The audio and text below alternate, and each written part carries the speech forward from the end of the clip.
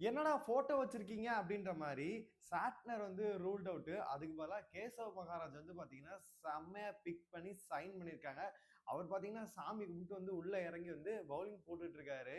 இது மட்டும்தான் மும்பைக்கு குறையாவே இருந்துச்சு. Left arm spinner Kunal Pandya இடத்த ரீப்ளேஸ் பண்ண போறது யாரு, அதனாலதான் அடி வாங்குறாங்க அப்படின்னு சொல்லிட்டு நல்லா தெரிஞ்சு வச்சுட்டு அழகா ஒருத்தனை பார்த்து இறக்குனாங்க பத்தியா, வேற லெவல். நீங்க யோசிக்கலாம், வில்ஜாக்ஸ் ரைட் ஆர்ம் ஸ்பின்னர் இருக்காரு, இவர் வந்து பாத்தீங்கன்னா அல்லா ஹசன் ரைட் ஆர்ம் ஸ்பின்னர் இருக்காரு. இருந்தாலுமே அந்த லெப்ட் ஆர்ம் நம்மளுக்கு இல்லாம போனதுனால குறையாவே இருக்குன்னு சொல்லிட்டு அதுக்காக தான் மும்பை முரட்டு சம்பவம் பண்ணியிருக்காங்க. இந்த 7 மேட்சை அப்படி நீ தனியா எடுத்து வச்சுக்க, 2 மேட்ச் வின்னு. அடுத்த 7 மேட்சை மட்டும் நீ பாரு என்ன நடக்குது அப்படின்னு சொல்லிட்டு உண்மையிலே நிறைய மாற்றங்கள் வந்து மும்பையில வந்து நடக்க போகுது. கண்டிப்பா நான் சொல்றேன், ஜெயிக்கிறதுக்கான வாய்ப்பு வந்து ரொம்ப அதிகமா இருக்கு. இங்க இருந்து புடிச்சாங்க அப்படின்னா கண்டிப்பாவே பிளே ஆஃப்ல போய் தான் நிற்பானுங்க. எல்லாத்தையுமே நம்ம ஃபுல்லாவே பார்த்துடலாம். ஹாய் மக்களே, நான் உங்க ஷாம். நிறைய பேர் வீடியோ பாக்குறீங்க, லைக் பண்ணாம பாக்குறீங்க. லைக் பண்ணிட்டு பார்க்கும்போது இந்த வீடியோ நிறைய பேருக்கு ஷேர் ஆகும். ஹைப் இருக்கவங்க ஹைப்பை கூட தட்டி விடுங்க. வீடியோக்குள்ள போயிடலாம். வில்ஜாக்ஸ் வந்து போன மேட்சே ஆட வேண்டியது, மேட்ச் ஃபிட்டு வந்து அப்பதான் வந்து இந்த டிராவல் அதெல்லாம் வந்து பாத்தீங்கன்னா வச்சிருந்தாங்க. இப்போ வந்து அவங்களே போட்டாங்க, வெயிட்டிங் ஃபார் வந்து பாத்தீங்கன்னா மேட்ச்க்காக வெயிட் பண்ற மாதிரி ஒரு ஸ்லோகனோட வந்து போட்டாங்க. அதனால தலைவன் பேட்டிங் வந்து தீவிரமா பண்ணிட்டு இருக்காரு. வில் ஜாக்ஸ் வந்து அடுத்த மேட்சுக்கு இருப்பாரு, ஒரு டிக்கு. ஒரு ரோஹித் சர்மா என்ன ஆச்சு அப்படின்னு சொல்லிட்டு கேட்டுட்டு இருக்கீங்க. தலைவனும் ஃபுல்லி ஃபிட் ஆகிட்டாப்ல. கண்டிப்பா வந்து பாத்தீங்கன்னா எஸ்ஆர்எச் மேட்ச் வந்து நாளைக்கு மேட்ச்ல வந்து அவர் இருப்பாரு. இன்னொரு டிக் ஆயிடுச்சு. அப்ப அந்த ஓவர்சீஸ் ஸ்லாட் யார்பா இருக்க போகுது, என்ன இருக்க போதும் அப்படின்னு சொல்லி நீங்க கேட்கலாம். என்னோட பெர்ஸ்பெக்டிவ்ல இப்படி போனா நல்லா இருக்கும் அப்படின்னு சொல்லி எனக்கு தோணுது. அதுல மேபி ஒரு சில சேஞ்சஸ் வந்து இருக்கிறதுக்கான வாய்ப்பு இருக்கு. என்னைய பொறுத்த வரைக்கும் குவிண்டன் டிகாக்கு, வில்ஜாக்கு, அல்லா ஹசன் வச்சிருக்கலாம். அதுக்கப்புறம் பார்த்தீங்கன்னா கேசவ் மகாராஜா வந்து உள்ள கொண்டு போகலாம் அப்படின்ற மாதிரி தான் இருக்கு. ஏன்னா 2 ஸ்பின்னர்ஸ் 2 பேட்டர்ஸோட போட்டா நல்லா இருக்குமா அப்படின்னு சொல்லிட்டு உங்களுக்கு தோணலாம். நிறைய பேர் வந்து சஃப் அண்ட் ரிசர்வ் போர்டுக்கு வந்து பார்த்தீங்கன்னா அந்த அளவு இது கொடுக்க மாட்டேங்கிறீங்க. என்னைய பொறுத்தளவு நீங்க ஒரு விஷயத்தை யோசிச்சு பாருங்க. சஃப் அண்ட் ரிசர்வ் போர்டோட பிளேஸ் எந்த இடத்துல வருது? பொல்லாடு இறங்கக்கூடிய இடத்துல ஹர்திக் பாண்டியாக்கு சப்போர்ட் பண்ற இடத்துல தான் வருது. இவனை எல்லாம் சோக் ஆகிட்டு அவுட் ஆயிடுவானுங்க. எல்லாம் ஓப்பனிங்ல வந்து அடிக்க மாட்டானுங்க, மிடில் ஆர்டர்ல அடிக்க மாட்டாங்க. அமன்தீர் மட்டும் வந்து அடிப்பாரு. நீ வந்து அடிப்பா அப்படின்னா அவர் என்ன பண்ணுவாரு? சத்தியமா அவரால் வந்து அடிக்கவே முடியாது. வந்தோடனே அவர் சுத்ததான் பார்ப்பார். இதுவே இவங்க ஒரு 180 அடிச்சு கொடுத்துட்டு 18வது ஓவர் 14வது ஓவரை இறக்கி விட்டு அப்படின்னு இது ஒரு ப்ரெஷரே இல்லாம இறக்கி விட்டாங்கன்னு வச்சுக்க, வந்தோடனே தலைவன் பார்ப்பான், பால்களை பார்த்து நிறுத்தி நிதானமா வந்து பாத்தீங்கன்னா அடிச்சுட்டு அதுக்கப்புறம் விட்டு உரிக்க ஆரம்பிச்சிட்டோம். அந்த மாதிரியும் பண்ணியிருக்காரு. இப்ப நம்ம சொல்றதுக்கே ஒண்ணும் இல்லை. அவரோட கட்டமே வந்து பாத்தீங்கன்னா ப்ரெஷரான சுச்சுவேஷன்ல தான் இருக்கு. அதனால வந்து அவரை நம்ம குத்தம் சொல்ல முடியாது. அதனால மேபி இந்த மேட்ச் வந்து அவரை டிராப் பண்றதுக்கான வாய்ப்பு தான் ரொம்ப அதிகமா இருக்கு. குவிண்டன் டிகாக்கு இன்னொரு மேட்ச் வந்து வாய்ப்பு கொடுக்கறதுக்கும் சான்சஸ் அதிகமா இருக்கு. ரியான் ரிக்கல்டனை கொண்டு வராங்களான்னு சொல்லிட்டு நிறைய பேர் கேட்டுட்டு இருக்கீங்க. அவர் யங்ஸ்டர் தான். இப்போ சவுத் ஆப்பிரிக்கால வந்து பாத்தீங்கன்னா நிறைய பிளேயர்ஸ் வந்து ஐபிஎல் நல்லா பண்ணிட்டு இருக்காங்க. அவருமே நல்லா பண்ணாங்க. அவங்களுமே 2 பிளேயரையும் கூட இறக்கியிருந்தாங்க. ஆனா மும்பையை பொறுத்தவரை என்னை பொறுத்தளவுக்கு குவிண்டன் டிகாக இறக்கிறதுக்கான வாய்ப்புகள் தான் அதிகமாவே இருக்குமான்னு நான் பாக்குறேன். இந்த சீசன் வந்து ஸ்டெப்ஸா இருக்கட்டும், இங்க ஒரு சைடு வந்து பார்க்கும்போது ரபாடாவா இருக்கட்டும், சவுத் ஆப்பிரிக்கன் பிளேயர்ஸ் எல்லாமே வந்து பாத்தீங்கன்னா நல்லாவே பண்ணி கொடுத்துட்டு இருக்காங்க. அதனால வந்து கண்டிப்பா கேசவ் மகாராஜ் வந்து டெஸ்ட்ல எல்லாம் கேப்டன்சி எல்லாம் பண்ணியிருக்காரு. அதான் என்னை பொறுத்த வரைக்கும் ஒரு சூப்பரான பிக் அப்படின்னே சொல்லுவேன். ஏன்னா லெப்ட் ஆர்ம் ஸ்பின்னர் தான் இங்க இல்லாம தவிச்சுக்கிட்டு இருந்தாங்க.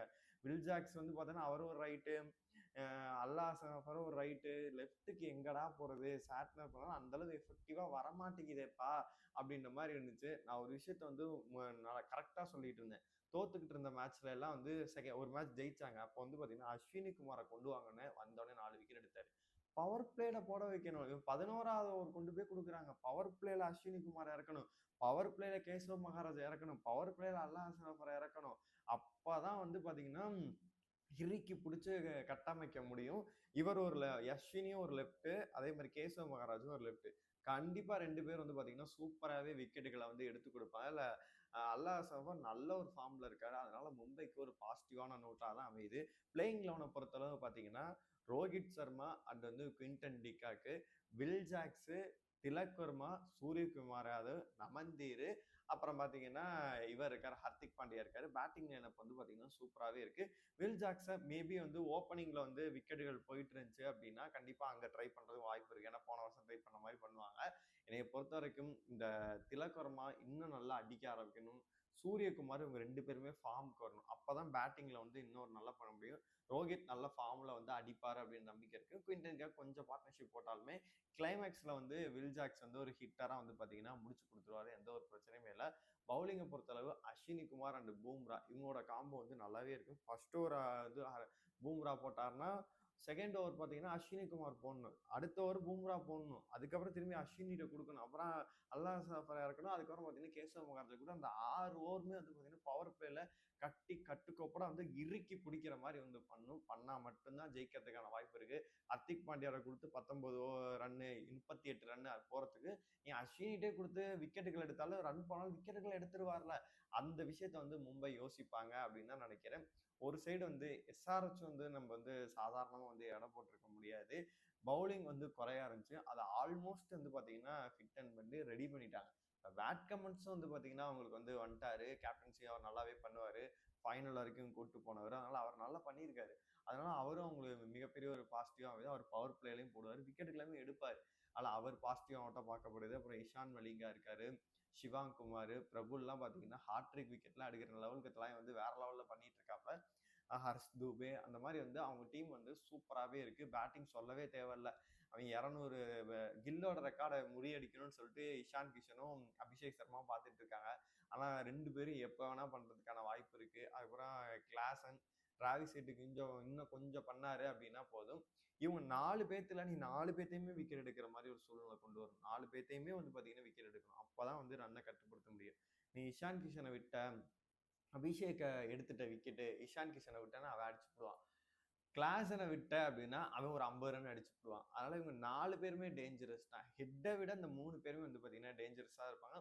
அப்புறம் கூட இந்த விக்கெட்டுகளை 2 பவர் பிளேல எடுத்தா மட்டும்தான் வந்து பாத்தீங்கன்னா அவங்கள வந்து கட்டுப்படுத்த முடியும். பவுலிங்கை பொறுத்தளவு மும்பைக்கு வந்து நான் சொன்ன இதுபடி போகும்போது அவங்கள பார்க்கும்போது ஒரு கை வந்து ஹயர்டாவே இருக்கு.